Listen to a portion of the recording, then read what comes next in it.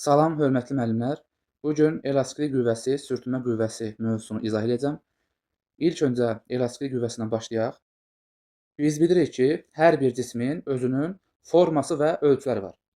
Ümumiyyətlə, xarici təsirlərin nəticəsində ola bilər ki, cisim öz formasını və ölçüsünü dəyişsin. Buna deyirlər deformasiya. Yəni, ümumiyyətlə, fərz eləyək ki, plastilində xarici qüvvə tətbiq edirik, plastilin öz formasını və ölçüsünü dəyişir. Bu zaman deyirlər ki, plastilin deformasiyaya məruz qaldı. Ümumiyyətlə, deformasiyalar iki cürdür: elastiki və plastiki. Əgər xarici qüvvənin təsiri dayandıqdan sonra cisim əvvəlki formasını və ölçüsünü bərpa edə bilmirsə, buna deyirlər plastiki deformasiya. Yəni, bu plastilin sözündəndir. Məsələn, plastilini deformasiyaya məruz qoyub sərbəst buraxdıqdan sonra əvvəlki halına qayıtmır. Baxın, belə deformasiyalara deyirlər plastiki deformasiya. Bir də var elastiki deformasiya. Xarici qüvvənin təsiri dayandıqdan sonra cisim öz əvvəlki formasını və ölçüsünü bərpa eləyə bilirsə, belə deformasiyaya deyirlər elastiki deformasiya. Məsələn, fərz eləyək ki, topdur, topu sıxırıq və buraxırıq. Ümumiyyətlə, sıxanda deformasiyaya məruz qalır, lakin sərbəst buraxan kimi əvvəlki halına qayıdır. Baxın, belə deformasiya deyirlər elastiki deformasiya. Və yaxud da fərz edin ki, yaydır. Yayı biraz dartırıq, sərbəst buraxırıq, yenə əvvəlki halına qayıdır. Baxın, bu cür deformasiyalar oldu elastiki deformasiyalar.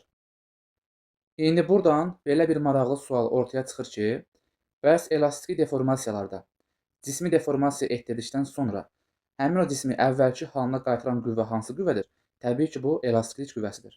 Yəni, cisim deformasiyaya məruz qalan zaman onu əvvəlki halına qaytarmağa çalışan qüvvəyə elastiklik qüvvəsi deyilir.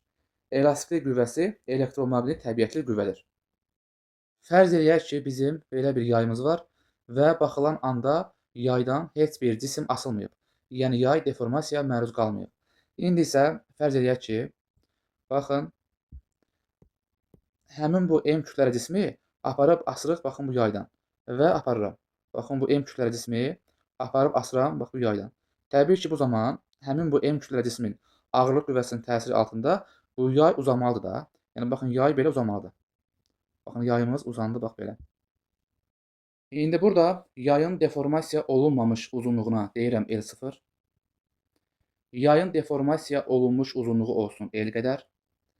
Təbii ki, burada yayın uzanması L çıxılsın L0 fərqinə bərabərdir.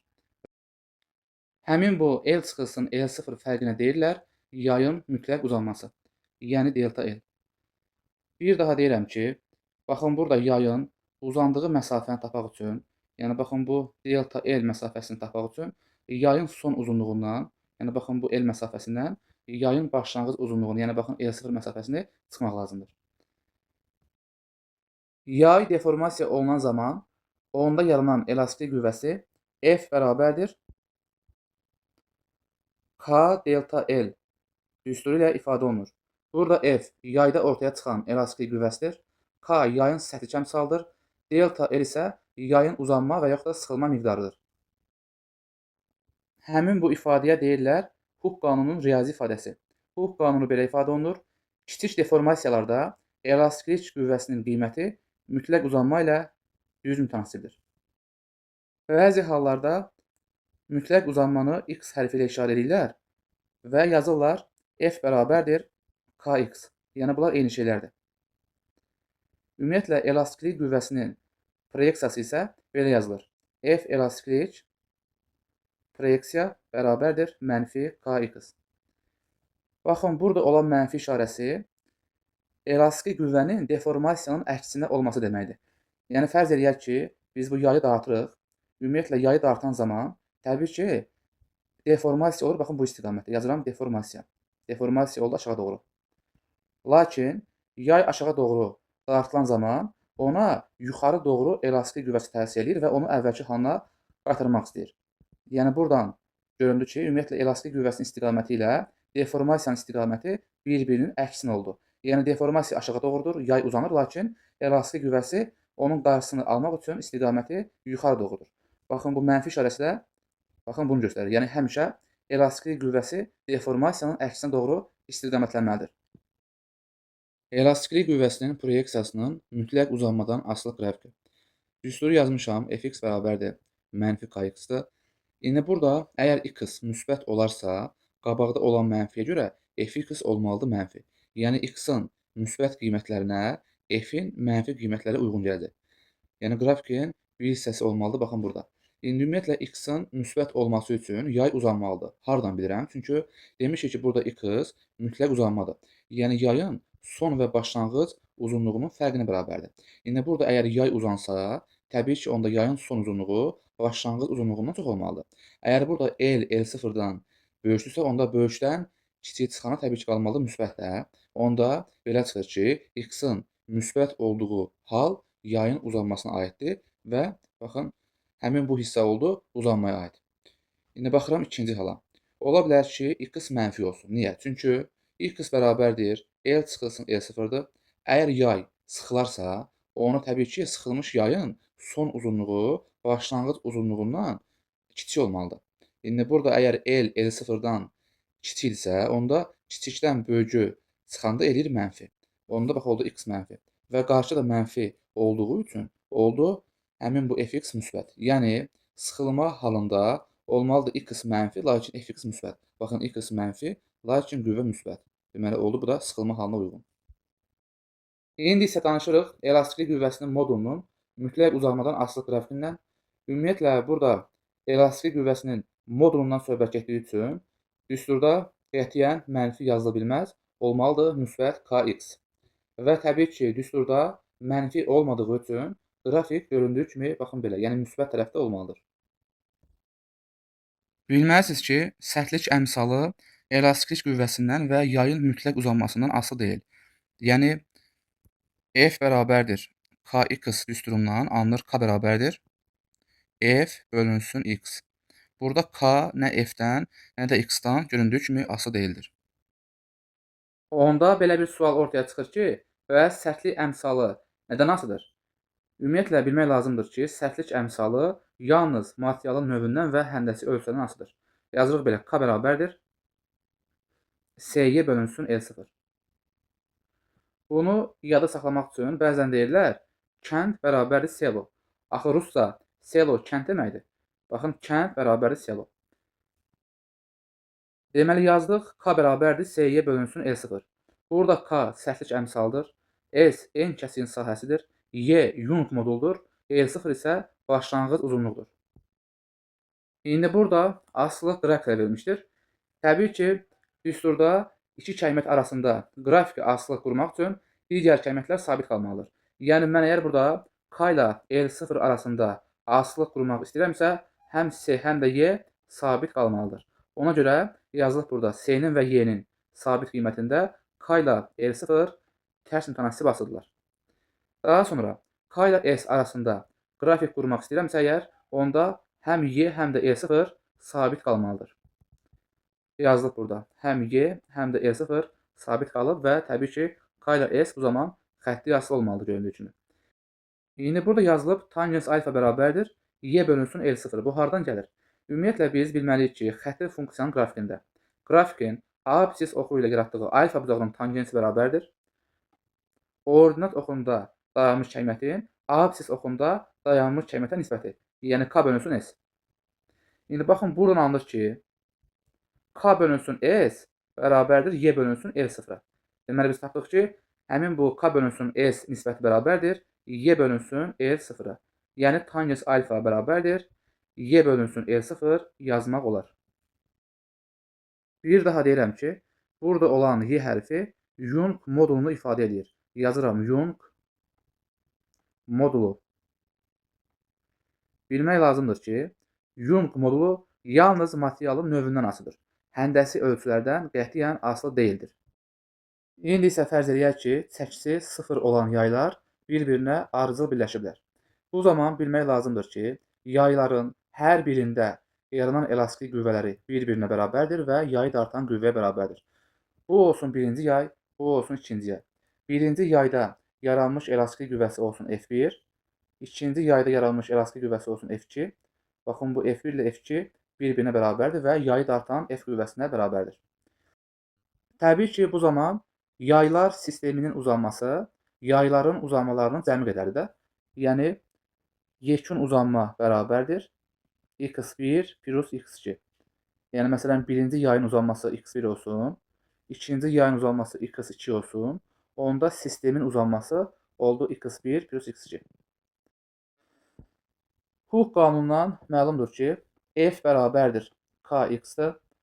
Alınır buradan x bərabərdir f bölünsün k. Yəni mən bu x-ların yerinə qüvvə bölünsün səthi yaza bilərəm də. Yəni f bölünsün k yaza bilərəm. Ona görə x-in olduğu yerə yazıram f bölünsün k. x1-in olduğu yerə yazıram f1 bölünsün k1. x2-nin olduğu yerə yazıram f2 bölünsün k2. İndi biz yazmışıq ki, burada f1 ilə f2 f-ə bərabərdir. Ona görə həm f1-in, həm də f2-nin yerinə f yaza bilərəm. Onda alınır belə. F bölünsün k bərabərdir. f1-in yerinə yazıram f, olur f bölünsün k1. Plus f2-nin yerinə yazıram f, olur f bölünsün k2. Hər tərəfdən f-lər getdi, ixtisar. Onda qaldı belə.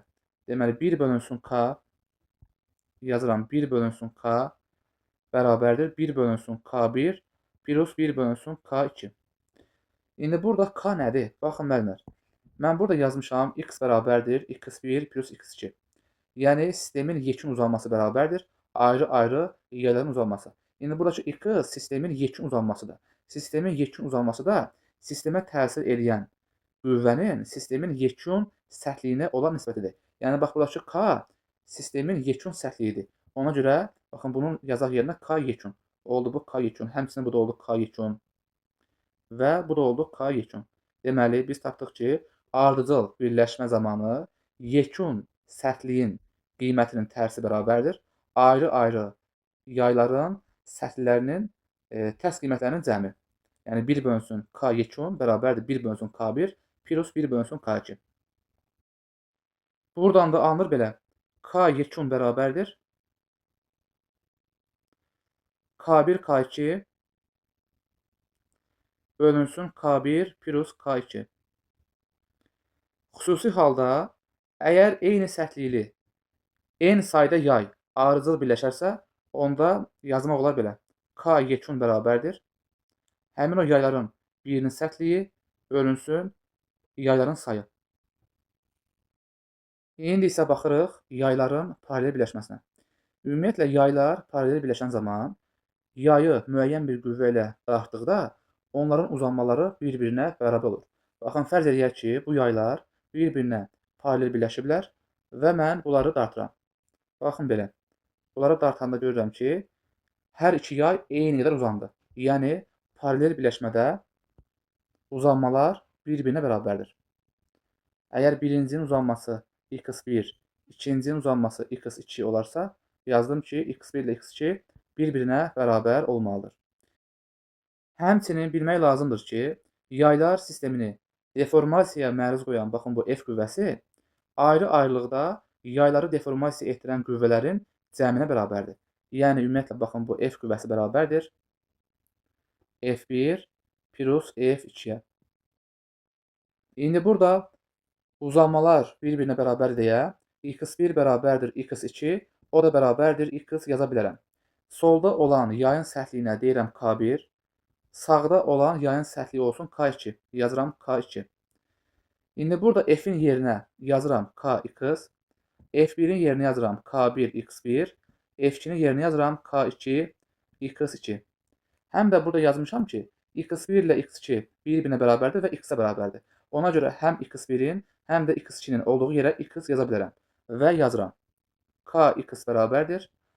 Deməli, k1x plus k2x. X-lar getdi, ixtisar qaldı, k bərabərdir. K1 plus k2. İndi burada k nədir? Baxın, müəllimlər, mən burada yazdım f bərabərdir kx-a.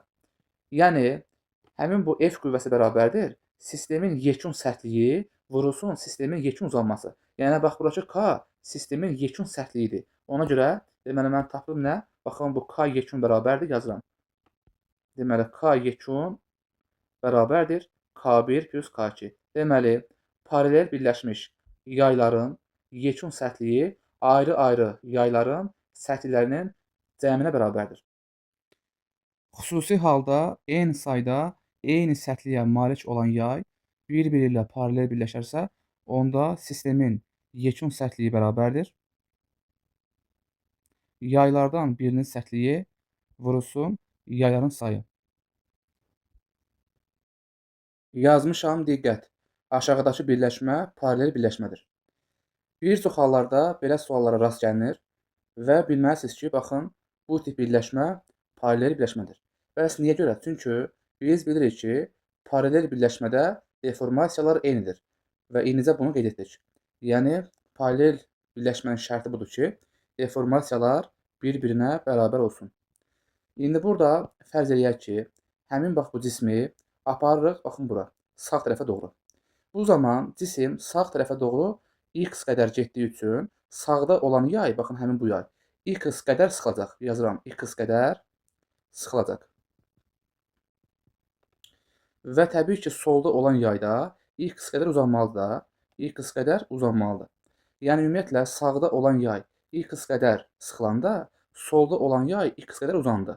Yəni, artıq deformasiyalar bir-birinə bərabər oldu. Və biz indicə qeyd etdik ki, ümumiyyətlə, əgər deformasiyalar bir-birinə bərabərsə, onda bu paralel birləşmə şərtidir. Yəni, baxın, burada yaylar paralel birləşiblər. Və indicə isbat etdik ki, paralel birləşmə zamanı sistemin yekun sərtliyi bərabərdir ayrı-ayrı yayların malik olduğu sərtliklərin cəminə. Yəni, K yekun bərabərdir K1 plus K2. Diqqət! Aşağıdakı hər iki halda yayda yaranan elastik qüvvəsi F qədərdir. Təbii ki, bu zaman yaylar çəkisizdir. Yəni, baxın, fərz edək ki, yayın bir ucu bağlanmışdır tərpənməz divara, digər ucundan F qüvvəsi ilə dartırıq. Bu zaman yayda ortaya çıxan elastik qüvvəsi həmin bu F qüvvəsinə bərabərdir. Və ikinci halda yenə çəkisi 0 olan yaydır. Yayın uclarından sağa və sola doğru eyni F qüvvəsi ilə dartırıq. Və bu zamanda həmin bu yayda ortaya çıxan elastik qüvvəsi qüvvələrdən birinə bərabərdir, yəni F qədərdir. Bəzi hallarda, məsələlərdə yayı əks istiqamətdə dartan qüvvələrin qiymətləri bir-birindən fərqli olur. Bu zaman yayda yaranan elastik qüvvəsi baxın belə ifadə olunur. Yəni, yayda ortaya çıxan elastik qüvvəsi bərabərdir. Yayı əks istiqamətlərdə dartan qüvvələrin qiymətlərinin cəmi bölünsün 2. Biz demişdik ki, yayı əks istiqamətlərdə eyni qiymətli qüvvələr dartarsa, yayda ortaya çıxan elastik qüvvəsi həmin qüvvələrdən birinə bərabərdir. Baxın, həmin o dediyimiz cümləni bu düstur isbat eləyir. Yəni, yayın uclarına təsir eləyən qüvvələrin qiymətləri bir-birinə bərabər olarsa, mən yaza bilərəm belə. F1 bərabərdir F2-yə, o da bərabərdir F-ə. İndi burada həm F1-in, həm də F2-nin olduğu yerə yazıram F, onda alınır F elastiki bərabərdir F. Yəni, biz isbat etdik ki, yayın uclarına təsir eləyən qüvvələrin qiymətləri eyni olarsa, onda yayda ortaya çıxan elastik qüvvəsi həmin qüvvələrdən birinə bərabərdir. Cisim şaquli yaya bağlanan zaman yayda yaranan elastik qüvvəsi. Birinci hal. Birinci halda yazmışam ki, sistemin təcili 0-a bərabərdir. Gəlin burada cismə təsir eləyən qüvvələri göstərək. Cismin aşağı doğru mg qədər ağırlıq qüvvəsi var. Cisim yayı aşağı doğru dartdığı üçün yay tərəfindən cismə yuxarı doğru elastik qüvvəsi təsir eləyir. Yazıram, yuxarı doğru elastiklik qüvvəsi. Burada tarazlıq halı olduğu üçün, yəni sistemin təcili 0 olduğu üçün cismə aşağı doğru təsir eləyən ağırlıq qüvvəsi yuxarı doğru təsir eləyən elastiklik qüvvəsinə bərabər olmalıdır. Onda yazıram belə. F elastiklik bərabərdir mg. Təbii ki, burada elastiklik qüvvəsinin yerinə kx yazmaq olar. Onda yazıram belə. Kx bərabərdir mg-yə. İndi isə baxırıq ikinci hala. İkinci halda sistemin təcili var və göründüyü kimi təcilin istiqaməti yuxarı doğrudur. Bu zaman cismə təsir eləyən qüvvələri göstərək. Cismin aşağı doğru mg qədər ağırlıq qüvvəsi var. Yay tərəfindən cismə yuxarı doğru elastiklik qüvvəsi təsir eləyir. Görürəm ki, cismə təsir eləyən qüvvələr bir-birini əksdir. əvəzləyici qüvvəni tapmaq üçün təcil istiqamətində olan qüvvədən, yəni elastik qüvvəsindən onun əksinə doğru olan qüvvəni, yəni ağırlıq qüvvəsini çıxıb bərabər etmək lazımdır EMA-ya. Onu da yazıram belə. F elastikliyi çıxılsın mc bərabərdir EMA. Anılır buradan F elastikliyi bərabərdir mc plus EMA və yaxud da deyə bilərik mc plus A. Təbii ki, burada elastiklik qüvvəsinin yerinə Kx yazmaq olar. Onda baxın, buradakı elastiklik qüvvəsinin yerinə Kx yazsam, ancaq Kx bərabərdir mc plus A. Yazıram. Kx bərabərdir mc plus A. Baxırıq indi üçüncü hala. Üçüncü halda göründüyü kimi təcil vektorun istiqaməti aşağı doğrudur. Cismə təsir eləyən qüvvələri göstərirəm. Cismin aşağı doğru var mc qədər ağırlıq qüvvəsi. Cisim yayı aşağı doğru dartdığı üçün yay tərəfindən cismə yuxarı doğru yayın elastiklik qüvvəsi təsir eləyir. Yazıram F elastiklik. İndi burada Newtonun ikinci qanunu yazmaq lazımdır. Yəni F əvəzləyici bərabərdir EMA-ya. İndi burada qüvvələr bir-birinə əks istiqamətdə yönəldiyindən əvəzləyici qüvvəni tapmaq üçün təcil istiqamətində olan mc ağırlıq qüvvəsindən onun əksinə doğru olan yayın elastiklik qüvvəsini çıxıb bərabər etmək lazımdır EMA-ya. Onu da yazıram belə. mc çıxılsın F elastiklik bərabərdir EMA-ya. Anılır buradan elastiklik qüvvəsi bərabərdir mc çıxılsın A. Təbii ki, burada elastiklik qüvvəsinin yerinə Kx yazmaq olar. Onu da yazıram belə. Kx bərabərdir mc çıxılsın A. Danışırıq sürtünmə qüvvəsi haqqında. Fərz eləyək ki, üfüqi səthimiz var. Üfüqi səthin üzərində ağır kütləli bir cismimiz var. Həmin bu ağır kütləli cismə kiçik bir F qüvvəsi ilə sağ tərəfə doğru təsir edirik. Deməli, bu cismə sağ tərəfə doğru təsir etməyimizə baxmayaraq, bu cisim hərəkətsiz qalır. Ona görə ki, həmin bu cismə F qüvvəsinin əksinə doğru, yəni baxın, bu istiqamətdə sürtünmə qüvvəsi təsir edir. Yazıram F sürtünmə. İndi dedik ki, burada F qüvvəsinin sağ tərəfə doğru itələməsinə baxmayaraq, cisim tərpənməz qalır. Çünki həmin bu itələyici qüvvə ilə sürtünmə qüvvəsi bir-birinə bərabərdir. Yəni yazmalıyıq belə. Həmin bu F itələyici qüvvənin qiyməti bərabərdir sürtünmə qüvvəsinə. Bu halda deyirlər ki, cismə təsir edən sürtünmə qüvvəsi sükunət sürtünmə qüvvəsidir. Niyə? Çünki adından məlum olduğu kimi cisim sükunətdə qalır. Burada itələyici qüvvənin qiyməti sürtünmə qüvvəsinin qiymətinə bərabər olduğu üçün itələyici qüvvə artan zaman sürtünmə qüvvəsi də artmalıdır.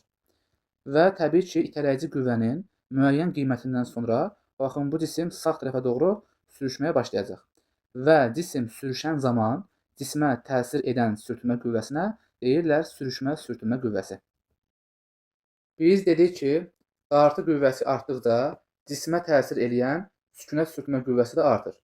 Gündəlik müşahidələrdən məlumdur ki, dartı qüvvəsinin müəyyən qiymətindən sonra cisim səthdə sürüşməyə başlayır. Və bu zaman, yəni cisim hərəkətdə olan zaman cismə təsir eləyən sürtünmə qüvvəsinə deyirlər sürüşmə sürtünmə qüvvəsi. Və düsturu baxın belə ifadə olunur. F sürüşmə sürtünmə qüvvəsi bərabərdir μn. Buradakı μ sürtünmə əmsaldır. Deməli, n isə dayağın reaksiya qüvvəsidir. İndi isə baxırıq sürtünmə qüvvəsinin dartı qüvvəsinin asılı qrafikinə. Dedik ki, böyük kütləli cismi kiçik qüvvə ilə dartan zaman cisim tərpənmir və bu zaman cismə təsir edən dartı qüvvəsi sükunət sürtünmə qüvvəsinə bərabərdir. Baxın, qrafikin birinci hissəsi sükunət sürtünmə qüvvəsinə uyğundur. Yəni, dartı qüvvəsi artdıqca həmin cismə təsir edən sükunət sürtünmə qüvvəsi də artır və baxın, burada özünün maksimal qiymətini alır. Daha sonra isə, yəni baxın, qrafikin bu sarı hissəsində cisim başlayır səthdə sürüşür. Cisim səthdə sürüşən zaman cismə təsir edən sürüşmə sürtünmə qüvvəsi dartı qüvvəsindən asılı deyildir. Çünki dartı qüvvəsi deməli artdıqca sürüşmə sürtünmə qüvvəsi sabit qalır. Çünki sürüşmə sürtünmə qüvvəsinin düsturunda dartı qüvvəsi yoxdur. Və ümumiyyətlə sürüşmə sürtünmə qüvvəsinin düsturunda dartı qüvvəsi yoxdur deyə sürüşmə sürtünmə qüvvəsi dartı qüvvəsindən asılı deyildir. Bilmək lazımdır ki, ümumiyyətlə sürüşmə sürtünmə əmsalı, yəni bax buradakı mü, yalnızca asılıdır toxunan səthlərin materialından, bir də ki, kəllə kütlülüyündən, yəni ki, hamarlığından, başqa bir şeydən asılı deyildir. Baxın, sürtünmə əmsalı sürtünmə qüvvəsindən, dayağın reaksiya qüvvəsindən, cismin kütləsindən, sürətindən və s. asılı deyildir. Bir daha deyirəm ki, yalnızca asılıdır toxunan səthlərin materialından və kəllə kütlülüyündən. Dartı və sürtünmə qüvvələrinin təsiri altında hərəkət. Deməli, birinci halda M kütləli cismimiz var. Həmin bu M kütləli cismə sürət vektoru istiqamətində dartı qüvvəsi təsir edir və təbii ki, sürət vektorunun əksinə doğru sürtünmə qüvvəsi təsir edir. Ümumiyyətlə, burada dartı qüvvəsi ilə sürtünmə qüvvəsi bir düz xətt boyunca əks istiqamətlərdə təsir etdiyi üçün yazmaq lazımdır belə. Deməli, MA bərabərdir böyük qüvvə çıxılsın kiçik qüvvə. Dartı qüvvəsi sürtünmə qüvvəsindən böyük olduğu üçün yazdım. Deməli, F dartı çıxılsın F sürtünmə. Həmçinin bilmək lazımdır ki, qüvvələr bir düz xətt boyunca əks istiqamətlərdə təsir eləyən zaman əvəzləyici qüvvə vektoru böyük qüvvə istiqamətində olur. Burada dartı qüvvəsi sürtünmə qüvvəsindən böyük olduğu üçün əvəzləyici qüvvə vektoru dartı qüvvəsi istiqamətində olmalıdır. Yəni, sağ tərəfə doğru. Yazıram F əvəzləyici. Və biz onu da bilirik ki, əvəzləyici qüvvə vektoru ilə sürət vektoru eyni istiqamətdə olarsa, olmalıdır hərəkət bərabər Y-nəşən. Yəni, burada dartı qüvvəsi sürtünmə qüvvəsindən böyük olduğu üçün olmalıdır hərəkət bərabər Y-nəşən. Yazıram. Bərabər Y-nəşən.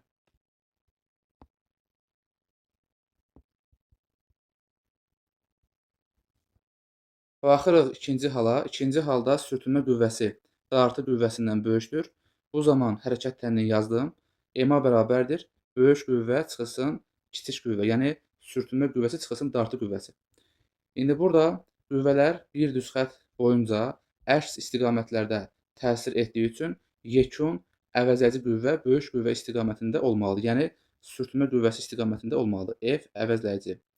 Biz də bilirik ki, sürət vektoru ilə əvəzləyici qüvvə vektoru əks istiqamətlərdə təsir edərsə, cisim bərabər yavaşlayan hərəkət edir. Yəni, sürtünmə qüvvəsi dartı qüvvəsindən böyük olarsa, cisim bərabər yavaşlayan hərəkət etməlidir. Bərabər yavaşlayan.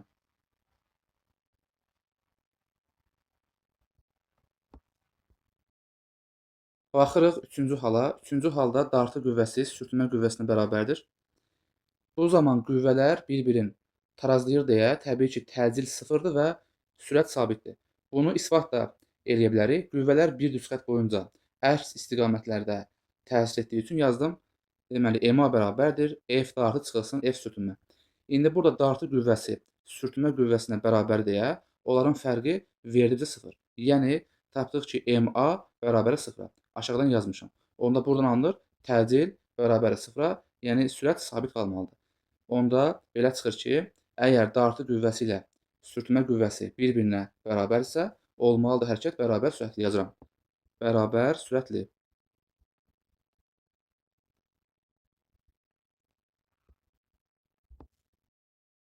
Verilmiş kütləli cisim F qüvvəsinin təsiri altında tərpənməz dayanmışdır. Cismə təsir edən sürtünmə qüvvəsini müəyyən eləyin. Baxın, müəllimlər, buradakı tərpənməz sözü bizim üçün çox önəmlidir.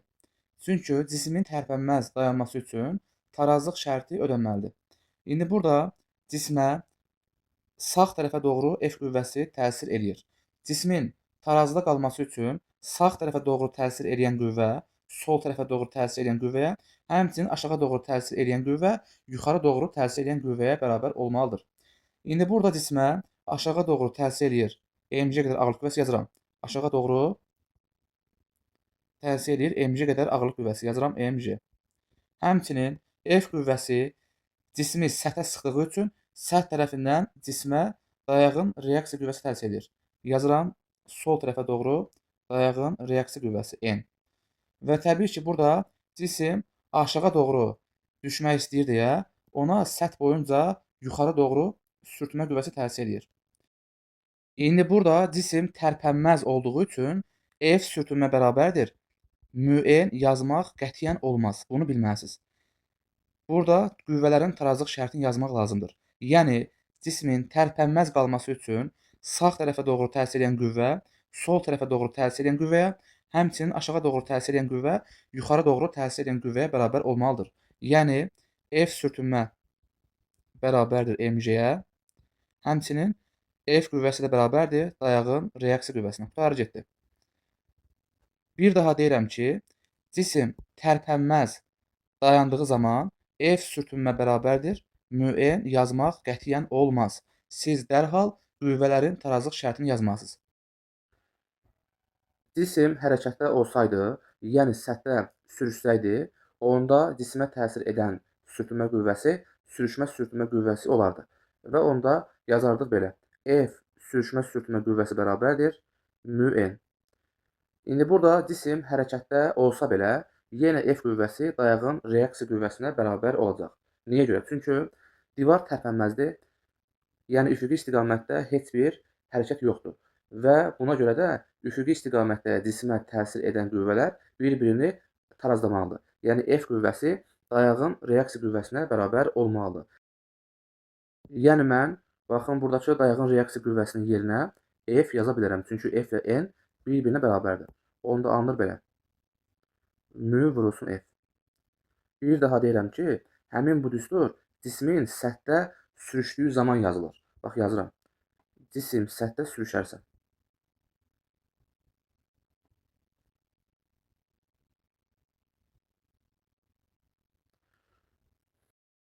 Cismə müəyyən bucaq altında F qüvvəsi təsir edir. Cisim sükunətdə qalarsa, ona təsir edən sürtünmə qüvvəsi nəyə bərabərdir? Baxın, deyir ki, cisim sükunətdə qalarsa. Ona görə sürtünmə qüvvəsi üçün F sürtünmə bərabərdir. Mün yazmaq olmaz qətiyyən. Biz burada qüvvələrin tarazlıq şərtini yazmalıyıq. İlk öncə F qüvvəsini ayırmaq lazımdır proyeksiyalara. Proyeksiyanın biri, baxın, budur. Çəkdiyim tərəf alfa bucağına bitişik olduğu üçün kosinusdan ifadə olunmalıdır. Yazmalıyam F kosinus alfa və təbii ki, digər proyeksiyada olmalıdır F sinus alfa. Mən burada F qüvvəsini ayırdım proyeksiyalara. Ona görə artıq F qüvvəsini buradan silə bilərəm. Çünki F qüvvəsini proyeksiyalarına parçaladım. Gəlin F qüvvəsini buradan silək. Baxın belə. F qüvvəsini sildim. İndi isə tarazlıq şərtini yazmaq lazımdır.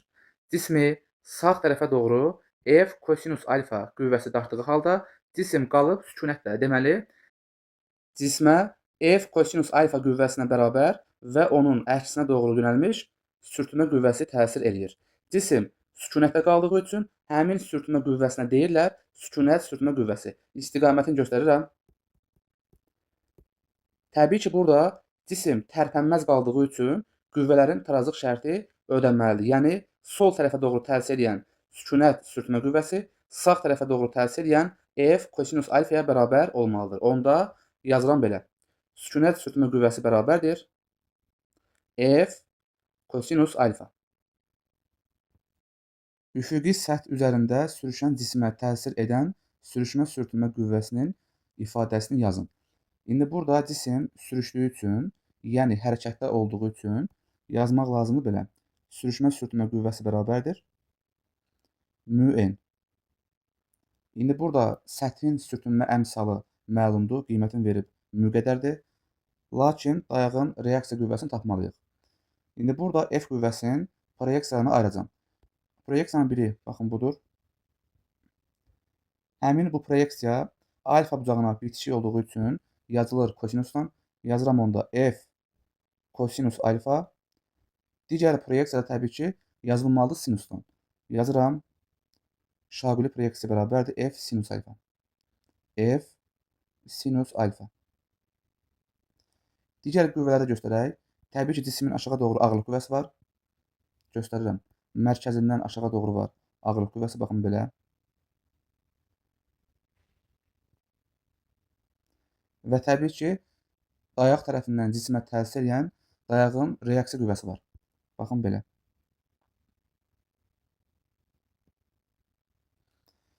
İndi burada şaquli istiqamətdə hərəkət olmadığı üçün şaquli istiqamətdə qüvvələr bir-birini tarazlayırlar.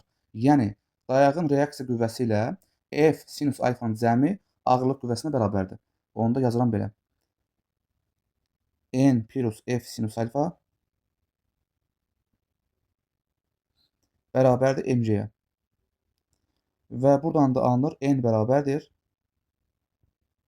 mc çıxılsın F sinus alfa. Dayağın reaksiya qüvvəsi üçün aldığım bu ifadəni yuxarıda aparıb yerinə yazıram. Onu da alınır belə. F sürtünmə bərabərdir. Mü vurulsun mötərizədə mc çıxılsın F sinus alfa. Deməli biz öyrəndik ki, cisim sükunətdə olan zaman cismə təsir eləyən sükunət sürtünmə qüvvəsi cismi dartan qüvvəyə bərabərdir. Yəni cisim sükunətdə olan zaman F sürtünmə bərabərdir μn yazmaq olmaz. Bu qətiyyən yol verilməzdir. Cisim sükunətdə olan zaman dərhal qüvvələrin tarazlıq şərtini yazmaq lazımdır. Sükunət sürtünmə qüvvəsi də həmin o sükunət sürtünmə qüvvəsinin əksinə təsir edən qüvvəyə bərabərdir. Lakin cisim hərəkətdə olan zaman, yəni sürüşən zaman cismə təsir göstərən sürtünmə qüvvəsi sürüşmə sürtünmə qüvvəsidir və F sürtünmə bərabərdir μn düsturu ilə ifadə olunur. Fərz eləyək ki, cisim yalnızca sabit sürtünmə qüvvəsinin təsiri altında hərəkət edir. Bu zaman yazaq Newtonun ikinci qanunu. Həmişə yazırıq belə. F əvəzləyici bərabərdir ma. İndi burada cismə yalnızca sürtünmə qüvvəsi təsir etdiyi üçün təbii ki, əvəzləyici qüvvə sürtünmə qüvvəsinə bərabərdir. Ona görə həmin bu əvəzləyici qüvvənin olduğu yerə sürtünmə qüvvəsi yaza bilərəm. Və onu da bilirik ki, ümumiyyətlə üfüqi səthə hərəkət edən cismə təsir edən sürtünmə qüvvəsi μmc-dir. Yazıram yerinə. μmc bərabərdir m-aya. Burada m-lər getdi ixtisar qaldı. A bərabərdir μc. Deməli biz tapdıq ki, yalnız sabit sürtünmə qüvvəsinin təsiri altında hərəkət edən cismin təcili baxın A bərabərdir μc düsturu ilə ifadə olunur. Bunu bildik. Tapaq indi cismin tormuz yolunu. Biz bilirik ki, sürtünmə qüvvəsi cismi dayandırmağa çalışan qüvvədir. Və buna görə də yalnız sabit sürtünmə qüvvəsinin təsiri altında hərəkət olmalıdır bərabər yavaşlayan. Yəni biz bilməliyik ki, cisim müəyyən başlanğıc sürətlə hərəkət edib ən sona dayanmalıdır. İndi biz cismin tormuz yolunu tapa bilərik də. Ümumiyyətlə bərabər yavaşlayan hərəkətdə gedilən yol baxın belə ifadə olunur da. S bərabərdir. Deməli yazırıq V0 kvadratı çıxılsın V kvadratı bölünsün 2A. Cisim ən sona dayandığı üçün təbii ki, son sürət sıfırdır. Yəni V-nin olduğu yerə 0 yazmalıyıq da. Onu da alınır belə. Bu ifadə bərabərdir. V0-ın kvadratı çıxılsın 0-ın kvadratı bölünsün 2-ya. Onda yaza bilərik belə. Tormuz yolu bərabərdir. Deməli, buradan alınır V0 kvadratı bölünsün 2-ya. Deməli, V0 kvadratı bölünsün 2A. Deməli, yalnızca sabit sürtünmə qüvvəsinin təsiri altında hərəkət edən cismin tormuz yolu baxın belə ifadə olunur. Təbii ki, burada təcilin yerinə tapdığımız ifadəni yazmaq olar. Onu da alınır belə. Bu ifadə bərabərdir. V0-ın kvadratı bölünsün 2 μj. Həmçinin cismin dayandığı zamana deyirlər tormuz müddəti. Gəlin bunu tapaq. Biz bilirik ki, düz xətli bərabər yavaşlayan hərəkətdə sürət baxın belə ifadə olunur. Yazırıq V bərabərdir V0 çıxılsın AT. Cisim dayandığı anda son sürət 0-a bərabərdir. Onu da yazıram V bərabər 0-a. Burada V-nin yerinə 0 yazsam alınır belə. 0 bərabərdir V0 çıxılsın AT. Onda zaman bərabərdir V0 bölünsün A-ya. Həmin bu ifadəyə deyirlər tormuz müddəti. Yəni cismin sürətini sıfırlaması üçün lazım olan müddət. Tapdığımız bu zaman müddəti tormuz müddətini ifadə etdiyi üçün indeksini yazaq tormuz. T-nin indeksini yazıram tormuz. Bir daha deyirəm ki, tormuzlanmağa sərf olunan zaman baxın belə ifadə olunur. Tapdıq ki, təcil bərabərdir müjəyə. Aparaq qoyaq yerinə. Onda alınır belə. Bu ifadə bərabərdir. V0 bölünsün müjə. Fərz eləyək ki, cisim mail müstəvi üzərində tərpənməz dayanmışdır. Cismə aşağı doğru mg qədər ağırlıq qüvvəsi təsir eləyir. Həmin bu ağırlıq qüvvəsini mail müstəvinin səthinə paralel və perpendikulyar toplanlara ayıracam. Baxın, bu olsun mail müstəvinin səthinə paralel toplanan, bu isə olsun mail müstəvinin səthinə perpendikulyar toplanan. İndi burada göründüyü kimi ağırlıq qüvvəsinin uzantısı həmin bu mail müstəvinin oturacağına perpendikulyardır. Yəni baxın, bura 90 dərəcəyə bərabərdir. Yazıram 90 dərəcə. Və bura alfa olduğu üçün üçbucağın da daxili bucaqlarının cəmi 180 dərəcə olduğu üçün olmalıdır bura 90 çıxılsın alfa. İndi burada açıq-aydın görürük ki, baxın bu düz xətlə bu düz xət kəsişiblər. Yəni baxın bundan, baxın bu kəsişiblər. Yəni qarşılıqlı bucaqlar bir-birinə bərabər olmalıdır. Yəni baxın bu x bucağının dərəcə ölçüsü də 90 dərəcə çıxılsın alfa olmalıdır. Əgər burada x 90 çıxılsın alfadırsa, bura perpendikulyardır deyə olmalıdır burada alfa. Yəni tapdıq ki, baxın bu bucağın dərəcə ölçüsü oldu alfa.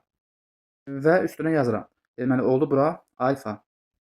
İndi burada həmin bu mg perpendikulyar tərəfi alfa bucağına bitişik olduğu üçün yazılmalıdır kosinusdan. Yəni yazıram belə. Mg perpendikulyar bərabərdir mg vurulsun kosinus alfa. Həmçinin digər tərəfdə, yəni mg paralel bərabərdir mg sinus alfa olmalıdır. Yazıram. Mg paralel bərabərdir mg sinus alfa. Deməli biz dedik ki, ağırlıq qüvvəsinin səthə paralel toplananı oldu mg sinus alfa, səthə perpendikulyar toplananı oldu mg kosinus alfa. Biz burada mg ağırlıq qüvvəsini toplanlarına ayırdıq deyə artıq onun özünü buradan poza bilərik. Çünki artıq biz bu mg ağırlıq qüvvəsini toplanlarına parçaladıq da. Onda özünü silirəm.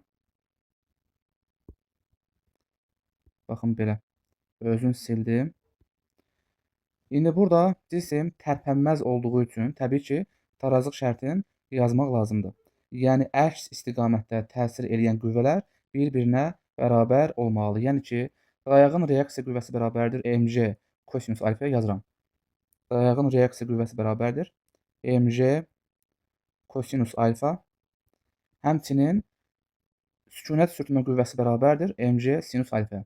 Yazıram. Sükunət sürtmə qüvvəsi bərabərdir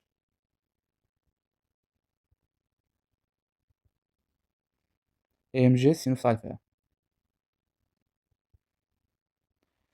Çünki burada cisim tərpənməz olduğu üçün cismə təsir edən sürtünmə qüvvəsi sükunət sürtünmə qüvvəsidir və cismi aşağı doğru dartan mg sinus alfaya bərabərdir.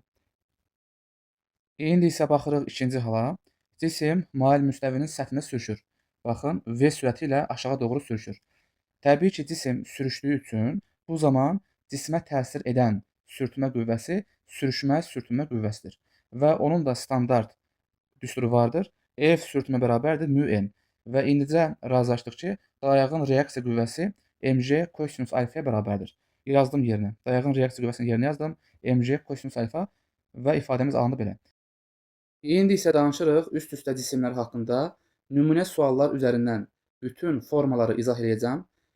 Deyir ki, arabacıq üzərindəki tezliklə birlikdə düz xətli bərabər yavaşlayan, düz xətli bərabər yeniləşən, düz xətli bərabər sürətli hərəkət edir. Hər bir hala uyğun tirciyə təsir edən sükunət sürtünmə qüvvəsinin istiqamətini müəyyən edin. Gəlin baxaq ilk öncə birinci hala. Deyir ki, həmin bu arabacıq üzərində olan tirci ilə birlikdə düz xətli bərabər yavaşlayan hərəkət edir. Baxın müəllimlər, bilirik ki, düz xətli bərabər yavaşlayan hərəkətdə təcil vektoru ilə sürət vektoru bir-birinin əksinə olmalıdır. İndi burada sürət vektoru sağ tərəfə doğru olduğu üçün təbii ki, təcil vektoru olmalıdır. Baxın belə, yəni onun əksinə, sol tərəfə doğru. Yazıram sol tərəfə doğru təcil vektoru. İndi burada biz bilirik ki, təcilli sistemin üzərində olan cismə, yəni baxdığımız halda həmin bu arabanın üzərində olan tirciyə sistemin təcilinin əksinə doğru ətraf qüvvəsi təsir edir. Yəni, baxın bu tirciyə təcilin əksinə doğru, yəni sağ tərəfə doğru təsir etməlidir ətraf qüvvəsi. Və ətalət qüvvəsinin qiyməti həmişə bərabərdir EMA-ya. Yazıram EMA. Sualın şərti deyir ki, həmin bu tirci arabacığın üzərində tərpənməz dayanmışdır. İndi burada tirciyin arabacığın üzərində tərpənməz dayanması üçün təbii ki, tirciyə sağ tərəfə doğru təsir edən EMA ətalət qüvvəsini bir qüvvə tarazlamalıdır. Və həmin qüvvə təbii ki, sükunət sürtmə qüvvəsidir. Həmin bu tirciyə sol tərəfə doğru sükunət sürtmə qüvvəsi təsir etməlidir ki, ümumiyyətlə sağ tərəfə doğru təsir edən qüvvə ilə sol tərəfə doğru təsir edən qüvvə bir-birini tarazlasınlar və tirci həmin bu arabacığa nəzərən tərpənməz qalsın. Newtonun 3-cü qanuna görə, əgər tirciyə sol tərəfə doğru sürtmə qüvvəsi təsir eləyirsə, təbii ki, qarşılıqlı təsir qüvvələri qiymətcə bərabər, istiqamətcə əks olduğu üçün tircinin altında olan arabacığa da həmin bu sürtmə qüvvəsinin əksinə, yəni sağ tərəfə doğru, lakin qiymətcə bərabər sürtmə qüvvəsi təsir etməlidir. Lakin bizdən soruşduğu tirciyə təsir eləyən sürtmə qüvvəsinin istiqamətidir. Təbii ki, bu da olacaq sol tərəfə doğru. Yəni, birinci şərtin cavabı oldu D variantı. Yazıram, birinciyə uyğun variant oldu D variantı. İndi baxırıq ikinciyə. Buranı təmizləyək. İkincidə deyir ki, həmin bu arabacıq üzərində olan tirciklə birlikdə düzxətli bərabər yeyinləşən hərəkət edir. Düzxətli bərabər yeyinləşən hərəkətdə başlanğıc sürət vektoru ilə təcil vektoru eyni istiqamətdə olmalıdır. İndi burada başlanğıc sürət vektoru sağ tərəfə doğru olduğu üçün təbii ki, təcil vektoru da olmalıdır sağ tərəfə doğru. Baxın belə. Və bayaqları dedik ki, təcilli sistemin üzərində yerləşən cismə, yəni baxılan halda arabacıq üzərində yerləşən tirciyə sistemin təcilinin əksinə doğru EMA qədər ətraf qüvvəsi təsir edir. Yəni, həmin bu tirciyə təcilin əksinə doğru, yəni sol tərəfə doğru EMA qədər ətraf qüvvəsi təsir etməlidir. Göstərirəm. Sol tərəfə doğru EMA qədər ətraf qüvvəsi. İndi burada həmin bu tirci arabacığa nəzərən tərpənməz qaldığı üçün təbii ki, tirciyə mütləq sağ tərəfə doğru da bir qüvvə təsir etməlidir ki, həmin bu EMA ətraf qüvvəsini tarazlaya bilsin də. Həmin o qüvvə sükunət sürtmə qüvvəsidir. Yəni olmalıdır, baxın belə, sağ tərəfə doğru. Yazıram sağ tərəfə doğru sürtmə qüvvəsi. Newtonun 3-cü qanununa görə, əgər tirciyə sağ tərəfə doğru sürtmə qüvvəsi təsir edirsə, təbii ki, tircinin altında olan arabacığa da onun əksi istiqamətində, lakin qiymətcə bərabər sürtmə qüvvəsi təsir etməlidir. Onda arabacığa təsir edən sürtmə qüvvəsinin istiqaməti oldu, baxın belə. Yəni sol tərəfə doğru, təbii ki, qiymətlər də bir-birinə bərabərdir. Çünki qarşılıqlı təsir qüvvələri qiymətcə bərabər, istiqamətcə əksdir. Lakin bizdən soruşduğu tirciyə təsir edən sürtmə qüvvəsinin istiqamətidir. Ona görə olmalıdır sağ tərəfə doğru. Yəni burada ikinci şərtə uyğun cavab olacaq deməli C variantı. İndi isə baxırıq 3-cü şərtə. Deyir ki, sistem düzxətli bərabər sürətlə hərəkət edir. Buranı təmizləyək. Biz bilirik ki, düzxətli bərabər sürətli hərəkətdə sistemin təcili sıfıra bərabərdir.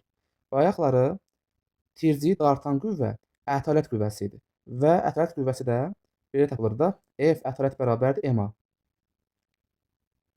İndi burada təcil sıfır olduğu üçün olacaq sıfırda. Yəni artıq sistem bərabər sürətli hərəkət edən zaman həmin bu tirciyə heç bir qüvvə təsir etməyəcək. Yəni tirciyə təsir eləyən dartı qüvvəsi sıfıra bərabər olacaq.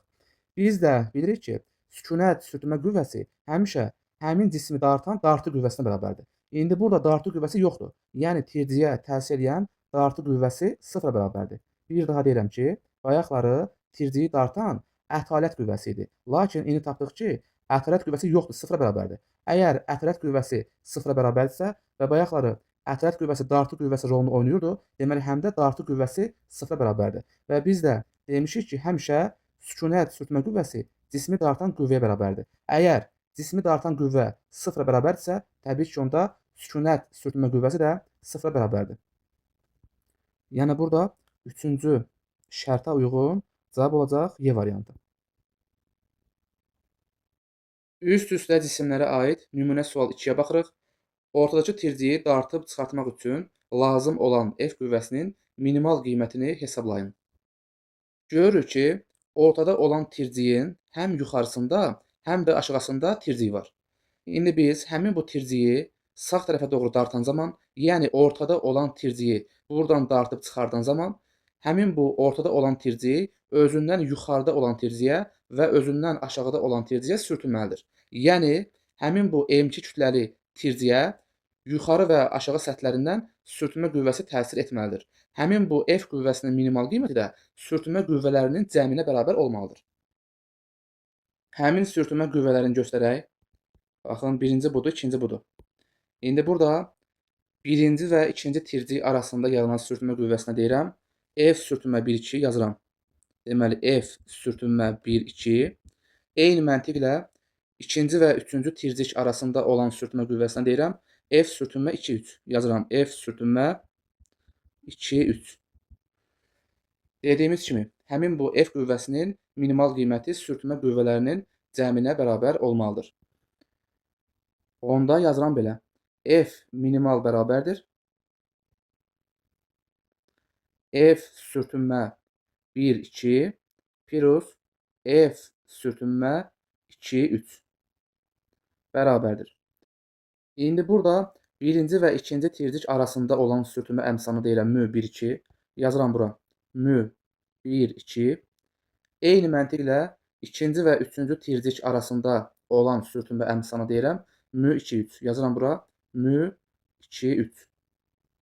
Gəlin tapaq birinci F sürtünmə 1-2-nin qiymətini. Yazıram belə. F sürtünmə 1-2 bərabərdir. Sürtünmə əmsalı. Baxın, bu birinci və ikinci tirciyin arasında olan sürtünmə əmsalını mü 1-2 ilə işarə etmişəm. Yazıram onda. Mü 1-2 vurulsun. Təbii ki, yazmalıyam dayağın reaksiya qüvvəsi. Ümumiyyətlə, cisimlər sükunətdə olduğu üçün həmin bu səthdə yaranan dayağın reaksiya qüvvəsi səthin üzərinə ağırlığını salan cismin ağırlıq qüvvəsinə bərabərdir. Baxın, burada F sürtünmə 1-2 qüvvəsinin təsir xəttinin üzərində olan cisim yalnızca M1 kütləli cisimdir. Ona görə dayağın reaksiya qüvvəsi həmin bu M1 kütləli cismin ağırlıq qüvvəsinə bərabər olmalıdır. Ona görə dayağın reaksiya qüvvəsinin yerinə yazıram M1J.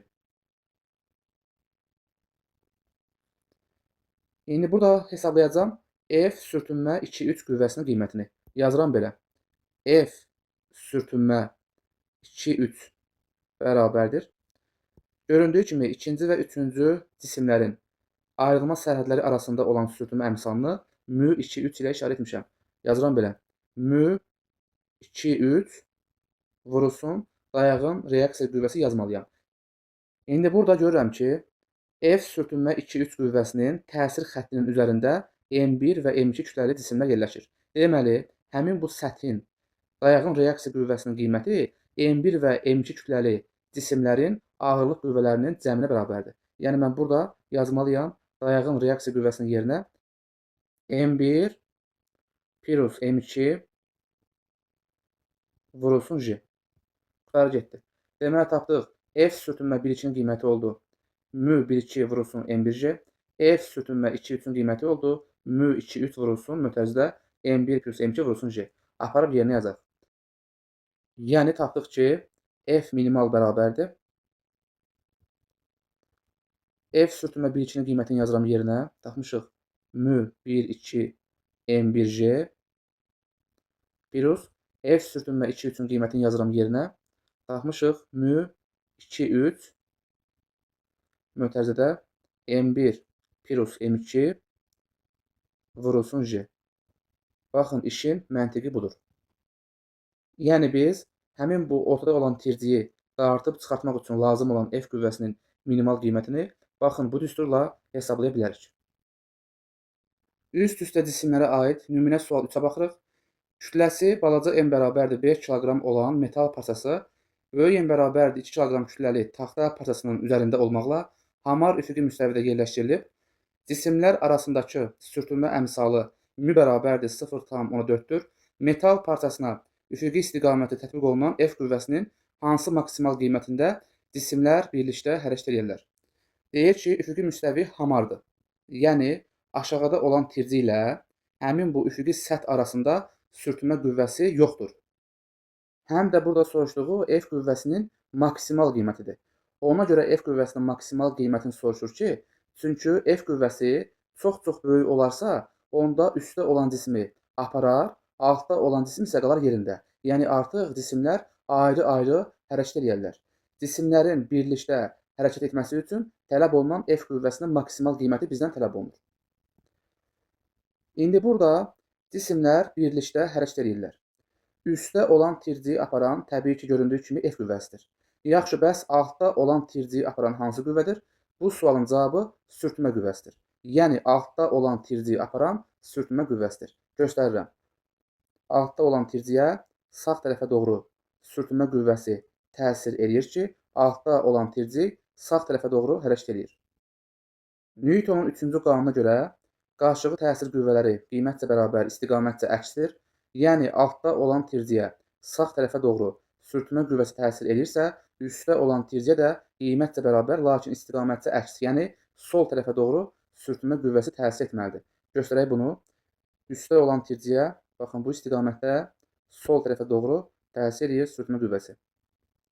Yazıram F sürtünmə. İndi gəlin sürtünmə qüvvəsinin qiymətini tapaq. Yazıram belə. Sürtünmə qüvvəsinin maksimal qiyməti bərabərdir mü n. Təbii ki, burada sürtünmə qüvvəsi cisimlər arasında olan sürtünmə qüvvəsidir. Və cisimlər arasındakı sürtünmə əmsalını verib 0,4-dür. Yazıram yerinə. Münün yerinə yazıram 0,4 vurulsun. Təbii ki, dayağın reaksiya qüvvəsi cisimlərin ayrılma sərhədinə öz ağırlığını salan cismin ağırlıq qüvvəsinə bərabərdir. İndi burada cisimlərin ayrılma sərhədinin üzərində olan cisim 5 kiloqram kütləli cisim olduğu üçün dayağın reaksiya qüvvəsi həmin bu 5 kiloqram kütləli cismin ağırlıq qüvvəsinə bərabərdir, yəni 50 newtondur. Yazıram 50. Bu da eləyir 20 newton. Və həmçinin onu deyək ki, burada cisimlər birlikdə hərəkət etdiyi üçün cisimlərin təcilləri bir-birinə bərabərdir. Yəni, üstdə olan cismin təcili ilə altda olan cismin təcili bir-birinə bərabər olmalıdır. Onda yazıram yuxarıda. A1 bərabərdir A2-yə. İndi mən tapmalıyam təcili. Təcili tapmaq üçün cisimlərdən birini hədəf almalıyam. Baxın, üstdə olan cismi hədəf alsam, üstdə olan cismə sol tərəfə doğru təsir edir sürtünmə qüvvəsi, sağ tərəfə doğru təsir edir F qüvvəsi. Lakin mən F qüvvəsinin qiymətini bilmirəm. Təcili tapmaq üçün tapmalıyam birinci əvəzləyici qüvvəni. Əvəzləyici qüvvəni tapmaq üçün mən burada həmçinin F qüvvəsinin qiymətini də bilməliyəm də, lakin F qüvvəsi mənə məlum deyil. Ona görə birinci cisim üçün hərəkət tənliyi yazıb təcili tapmaq olmaz. Onda mən avtomatik baxıram altda olan cismə. Gəlin bunu qırmızı çərçivəyə alaq. Baxın, bu bizim altda olan cismimizdir. Həmin bu altda olan cismə göründüyü kimi yalnızca təsir edir sürtünmə qüvvəsi. Onda gəlin altda olan cisim üçün Newtonun ikinci qanunu yazaq. Yazırıq belə. F əvəzləyici bərabərdir MA. Newtonun ikinci qanunu ümumi halda baxın belə ifadə olunur. İndi burada altda olan cismə təsir edən qüvvə yalnızca sürtünmə qüvvəsi olduğu üçün əvəzləyici qüvvə sürtünmə qüvvəsinə bərabərdir. Onda əvəzləyici qüvvənin yerinə yazıram F sürtünmə. Deməli, yazmalıyam F sürtünmə bərabərdir kütlə vurulsun təcil. Aşağıda olan cismin kütləsi böyük M hərfi ilə işarə olunub. Ona görə yazıram böyük M vurulsun A-ya. Və buradan alınır belə. Təcil bərabərdir F sürtünmə bölünsün böyük M. F sürtünmə tapmışıq qiyməti 20 newtondur. Yazıram 20. Böyük M də bərabərdir 2 kiloqramda. Onu yazıram. Deməli, 20 bölünsün 2. Alınır buradan 10 metr bölünsün saniyə kvadratı. Yəni, belə çıxır ki, bizim təcillimizin qiyməti oldu 10 metr bölünsün saniyə kvadratı.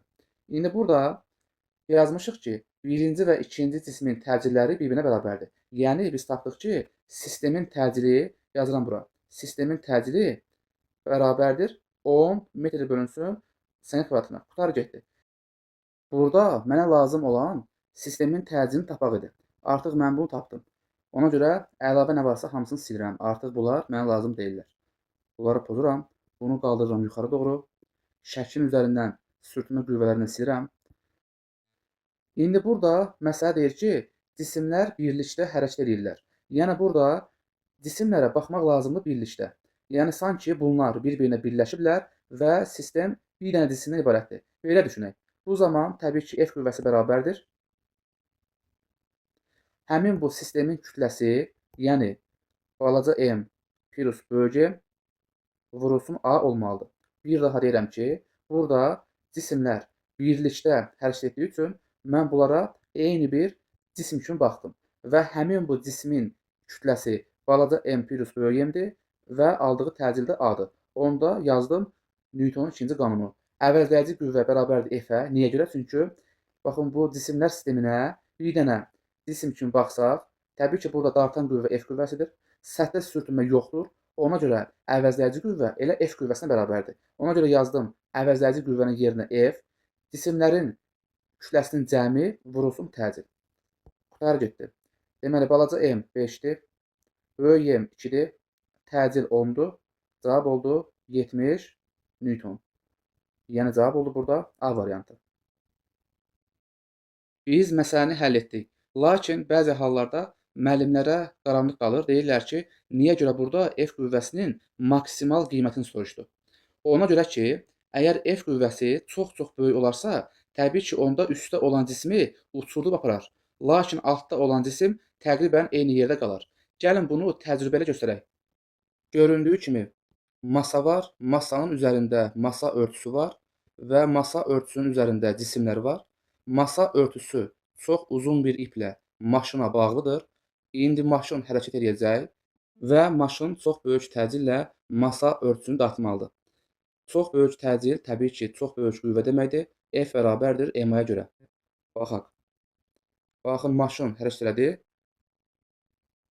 Masa örtüsünü çəkdi apardı, lakin masa örtüsünün üzərində olan cisimlər təqribən olduğu yerdə qaldı. Bir daha baxırıq. Maşın hərəkət eləyir. Masa örtüsünü uçurtdu apardı. Lakin onun üzərində olan cisimlər eyni yerdə qaldı. Baxın müəllimlər, burada masa örtüsü ilə masa örtüsünün üzərində olan cisimlər üst-üstə cisimlər sistemi təşkil eləyirdi. Burada gördük ki, üst-üstə cisimlərdən birinə, yəni ki, masa örtüsünə çox böyük bir qüvvə ilə təsir eləyəndə artıq cisimlər birlikdə hərəkət etmədilər. Yəni üstdə olan cisimlər təqribən olduğu yerdə qaldı, lakin altda olan cisim, yəni masa örtüsü uçub getdi. Buradan belə bir nəticə alınır ki, üst-üstə cisimlərin birlikdə hərəkət etməsini istəyiriksə, onda cisimlərdən birinə təsir edən dartı qüvvəsini müəyyən qiymətə qədər qiymətləndirə bilərik. Həmin qiymətdən yuxarı qalxsaq, artıq cisimlər birlikdə yox, ayrı-ayrı hərəkət edəcəklər. Bayaqları bizdən tələb olunur ki, cisimlər birlikdə hərəkət eləsinlər. Ona görə biz orada cisimləri birlikdə hərəkət etdirə biləcək F qüvvəsinin maksimal qiymətini tapdıq. Baxırıq üst-üstə cisimlərə aid nümunə sual 4-ə. Sistemdə yalnızca cisimlər arasında sürtünmə qüvvəsi vardır. Cisimlər arasındakı sürtünmə əmsalı mü bərabərdir 0,5-dir. Sistemin təcilini və ipdə yaranan gərilmə qüvvəsini hesablayın. Gəlin ilk öncə ipdə yaranan gərilmə qüvvələrinin istiqamətini göstərək. Demişik ki, həmişə ipdə yaranan gərilmə qüvvəsi ip boyunca bərk cismi tərk edir. Yəni baxın, bu 2 kiloqram kütləli cismə təsir edən gərilmə qüvvəsi ip boyunca cismi tərk etməlidir. Göstərirəm, baxın belə. İp boyunca cismi tərk edir. Biz demişdik ki, eyni ipdə eyni gərilmə qüvvələri ortaya çıxır. Baxın, buradakı ip eyni bir ip olduğu üçün təbii ki, həmin bu ipin bütün nöqtələrində gərilmə qüvvələri bərabərdir və T-yə bərabərdir. Onda aşağıda olan cismə təsir göstərən gərilmə qüvvəsi də qiyməti T-yə bərabərdir. Yəni 3 kiloqram kütləli cismə təsir edən gərilmə qüvvəsi həmişə olduğu kimi ip boyunca cismi tərk elədi və qiyməti T-yə bərabər oldu. İndi isə göstərək təcilin istiqamətini. Görürük ki, altda olan cismə sol tərəfə doğru qüvvə təsir edir. Yəni altda olan cisim həmin bu qüvvənin təsiri altında sol tərəfə doğru sürətlənir. Ona görə altda olan cism üçün təcilin istiqaməti olmalıdır sol tərəfə doğru. Çəkirəm. Sol tərəfə doğru təcilin istiqaməti. İndi burada altda olan cismə sol tərəfə doğru qüvvə təsir eləyir. Həmin bu qüvvənin təsiri altında altda olan cisim sol tərəfə doğru hərəkət eləyir. Təbii ki, cisimlər bir-birinə iplə bağlı olduğundan altda olan cisim sol tərəfə doğru hərəkət elədiyi üçün üstdə olan cismi ip sağ tərəfə doğru dartmalıdır. Yəni bu bəsit bir məntiqdir. Təbii ki, cisimlər bir-birinə iplə bağlı olduğu üçün altda olan cisim sol tərəfə doğru gedərsə, üstdə olan cismi də ip sağ tərəfə doğru dartmalıdır. Ona görə də üstdə olan cismin təcili olmalıdır sağ tərəfə doğru. Lakin qiymətləri bir-birinə bərabərdir. Yaxşı, bəs niyə görə təcillər bir-birinə bərabərdir? Çünki təcilin düsturu baxın belədir. Yazırıq A bərabərdir 2S bölünsün T kvadratı. İndi burada cisimlər bir-birinə iplə bağlı olduğu üçün onlar eyni zaman ərzində eyni yollar gedirlər. Yəni bunların təcilləri bir-birinə bərabər olmalıdır. Çünki təcilin düsturunda olan bütün kəmiyyətlər bir-birinə bərabərdir. Buradan belə çıxır ki, təcillər bir-birinə bərabər olmalıdır. Məsələ deyir ki, sistemdə yalnızca cisimlər arasında sürtünmə qüvvəsi vardır. Yəni aşağıda olan cisimlə həmin bu səth arasında sürtünmə qüvvəsi yoxdur.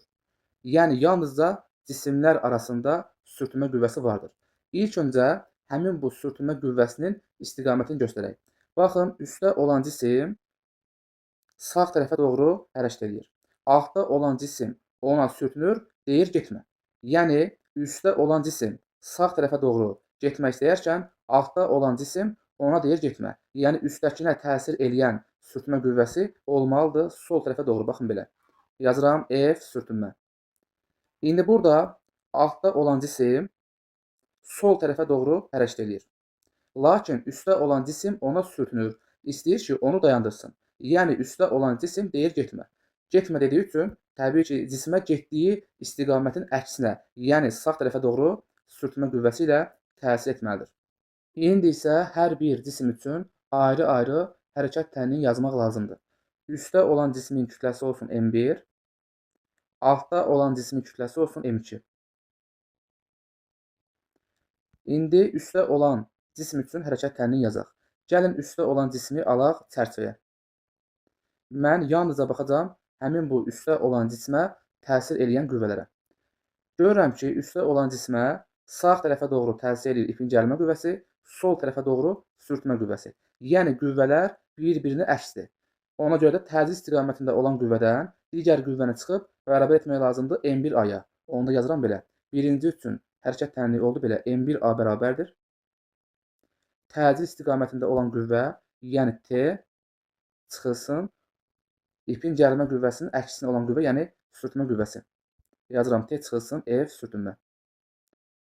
İndi isə gəlin baxaq altda olan cismə. Altda olan cismi yaşıl çərçivəyə alıram. Baxın belə. Görürük ki, altda olan cismin təcili sol tərəfə doğrudur. Ona görə mən sol tərəfə doğru təsir edən qüvvədən sağ tərəfə doğru təsir edən qüvvələrin cəmini çıxıb bərabər etməliyəm M2A-ya. Onu da yazıram belə. M2A bərabərdir. Təcil istiqamətində olan qüvvə, yəni 40 Newton qüvvə çıxılsın. Həmin bu 40 Newton qüvvənin əksinə olan qüvvələrin cəmi, yəni F sürtünmə plus ipin gəlmə qüvvəsi. Yazıram mötərizədə F sürtünmə plus ipin gəlmə qüvvəsi. Qurtarı getdi. İndi alıram bunları sistem tənliyə. İndi burada sürtünmə qüvvəsini hesablayaq. Cisimlər hərəkətli olduğu üçün yazıram belə. F sürtünmə bərabərdir μN. Dedik ki, burada sistemdə yalnızca cisimlər arasında sürtünmə qüvvəsi vardır. Yəni altda olan cisimlə üfüqi səth arasındakı sürtünmə qüvvəsi sıfıra bərabərdir. Baxın müəllimlər, burada həmin bu cisimlərin ayrılmaz sərhədinə ağırlığını salan, baxın bu üstdə olan cisimdir də. Yəni dayağın reaksiya qüvvəsi həmin bu üstdə olan cismin ağırlıq qüvvəsinə bərabərdir. Onda həmin bu dayağın reaksiya qüvvəsinin yerinə yazıram. Üstdə olan cismin ağırlıq qüvvəsi, yəni M1J. Onda alınır belə. Mü vurulsun M1J. Səthin sürtünmə əmsalı verilib 0,5-dir. Yazıram onda 0,5. M1 2 olduğundan ağırlıq qüvvəsi olacaq 20 və tapdıq ki, sürtünmə qüvvəsinin qiyməti oldu 10 Newton. İndi burada sual verə bilərsiniz ki, bəs niyə görə sürtünmə qüvvələri bir-birinə bərabərdir? Çünki burada sürtünmə qüvvələri cisimlərin bir-birinə sürtünməsi nəticəsində ortaya çıxan qarşılıqlı təsir qüvvələridir. Və Newtonun 3-cü qanuna görə qarşılıqlı təsir qüvvələri qiymətcə bərabər, lakin istiqamətcə əksdir. İndi burada məlum olan qiymətləri aparıb qoyuram yerinə. Baxın, M1-in qiyməti məlumdur, 2 kiloqramdır. M2 məlumdur, 3 kiloqramdır. Sürtünmə qüvvəsi tapdıq, 10 Newtondur. Aparıb qoyuram yerinə. M1-in yerində yazıram 2, onda olur belə, 2A bərabərdir. T çıxılsın, sürtünmə qüvvəsi 10-dur. Aşağı üçün yazıram, M2-nin qiyməti 3-dür, olur onda 3A bərabərdir. 40 çıxılsın, mötərizəni açıram, 10 çıxılsın T. Yəni, sürtünmə qüvvəsinin yerinə yazdım 10. Baxın, burada ikinci bərabərliyin sağ tərəfi bizə verəcək 30 çıxılsın T. Onda bunu pozuram, yerinə yazıram 30 çıxılsın T. Baxın, bunu silirəm, yazıram yerinə 30 çıxılsın T. Gəlin, bu ifadələri tərəf-tərəf toplayaq. 2A-nın üzərinə gəlirəm 3A, eləyir 5A, yazıram aşağıdan. 5A bərabərdir. Baxın, bunları da toplayacağım. Yəni, T çıxılsın 10, T çıxılsın 10, üstə gəl, 30 çıxılsın T. T'lər islah getdi. Qaldı burada belə. 5A bərabərdir 20-yə, A bərabərdir 4. Deməli, tapdıq, təcilin qiyməti oldu 4 metr bölünsün saniyə kvadratı. Bunu bildik. İndi təcilin 4 qiymətini, baxın, bu ifadələrdən birində yerinə yazmaqla ipin gəlmə qüvvəsini tapmaq olar. Gəlin, burada ikinci ifadədə təcilin qiymətini yazaq yerinə. Baxın, burada ikinci ifadə belədir. 3A bərabərdir 30 çıxılsın T. Təcil tapdıq 4-dür. 3-ü vururam 4-ə, eləyir 12 bərabərdir. Sağ tərəfi olduğu kimi saxlayıram, 30 çıxılsın T. Alınır buradan, ipin gəlmə qüvvəsi bərabərdir 18 Newton. Bizdən soruşduğu ipin gəlmə qüvvəsi və təcildir. Tapdıq, ipin gəlmə qüvvəsi oldu 18 Newton, təcil də oldu 4 metr bölünsün saniyə kvadratı. Fırlanan diskin üzərində yerləşən və diskə nəzərən sükunətdə olan cismə təsir edən sükunət sürtünmə qüvvəsi diskin mərkəzinə doğru yönəlir. Burada göstərmişəm, bu bizim diskimizdir. Disk göründüyü kimi şaqili ox ətrafında fırlanır. Bu zaman diskin üzərində diskə nəzərən tərpənməz olan bir cisim var. Həmin bu cismə təsir eləyən sükunət sürtünmə qüvvəsinin istiqaməti diskin mərkəzinə doğru olmalıdır. İndi isə dediyimizi isbat eləyək. Fərz eləyək ki, diskin üzərində bir cisim var. Baxın belə. Həmin bu cisim yay vasitəsilə diskin mərkəzinə bağlanmışdır. Baxın belə. İndi disk fırlansa əgər, görəcəyik ki, yay uzandı, cisim də mərkəzdən uzaqlaşdı.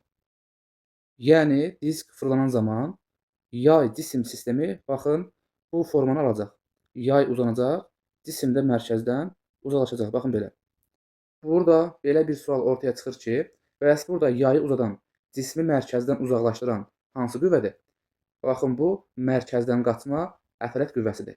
Adından məlum olduğu kimi, diskin mərkəzindən qaçır. Ona görə deyirlər, mərkəzdən qaçma ətalət qüvvəsi. Yəni, burada həmin bu kürəyə sağ tərəfə doğru mərkəzdən qaçma əfələt qüvvəsi təsir eləyir və həmin qüvvənin təsiri altında yay uzanır və kürə mərkəzdən uzaqlaşır. Onda belə çıxır ki, həmin bu kürəyə sağ tərəfə doğru, yəni mərkəzdən qaçan istiqamətdə mərkəzdən qaçma əfələt qüvvəsi təsir eləyir və onun da qiyməti bərabərdir EMA-ya. Yazıram, qiyməti oldu EMA. Artıq əlavə çəkdiyimiz cismə ehtiyac yoxdur. Bunları silirəm buradan. Deməli, biz müəyyən etdik ki, həmin bu cismə mərkəzdən qaçan istiqamətdə mərkəzdən qaçma əfələt qüvvəsi təsir eləyir. Göstərirəm. Cismə sol tərəfə doğru təsir eləyir mərkəzdən qaçma əfələt qüvvəsi. Göstərək, baxın belə. Sol tərəfə doğru, qiyməti də EMA qədər mərkəzdən qaçma əfələt qüvvəsi. İndi burada həmin bu cismin diskə nəzərən tərpənməz qalması üçün təbii ki, qüvvələr bir-birini tarazlamalıdır. Aşağı doğru təsir edən mc ağırlıq qüvvəsi yuxarı doğru təsir edən dayağın reaksiya qüvvəsinə bərabər olmalıdır. Həmçinin sol tərəfə doğru təsir edən mərkəzdən qaçma ətrət qüvvəsi sağ tərəfə doğru təsir edən sükunət sürtmə qüvvəsinə bərabər olmalıdır. Onda yazıram belə. Sükunət sürtmə qüvvəsi bərabərdir M-a. Təbii ki, burada disk fırlandığı üçün A-nın yerinə omega kvadratı vurulsun R yazmaq olar. Həmin bu düsturu yuxarıda nəzərə alsam, onda alınır belə. Sükunət sürtmə qüvvəsi bərabərdir M vurulsun omega kvadratı R.